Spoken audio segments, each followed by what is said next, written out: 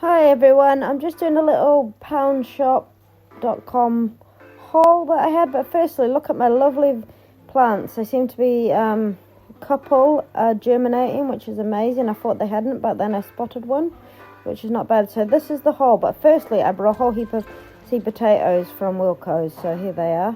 So here we go. Firstly, I got these plant sticks, canes, whatever you want to call them, and I accidentally ordered 6 packs of 30, but anyway, they were quite cheap, so I'm just going to keep them and I can use them for lots of different little projects I've got planned at the allotment.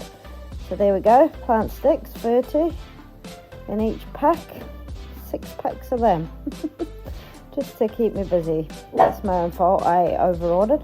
Then next are these plant clips, which I've been using along with the sticks to support some of my climbing plants. Got 2 packs of them. They're awesome. There we go. Incredible. Then I got some labels. I definitely need these because I forgot to buy some, so now I can distinguish between my plants. Some pots. That's an 8-pack with tray. Little ones. Some more of those. I've got 2 lots of those. Some more of the sticks. Oops. More of the clips. That's the 2nd pack.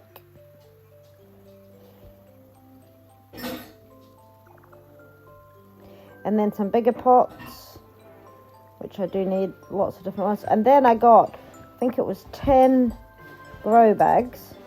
So as this will help my self-sufficiency journey with the potatoes. So each one of them are going to be planted with potatoes and be sort of a weekly amount of potatoes for our family. So, and I will just continue rotating those and using the beds. So I'm using it at the plot. And there's an extra one, that's what they look like. So guys, if you like this, don't forget to like and subscribe, comment if you'd like to. It really does help. Oh, and I got some rose buds, what they're called,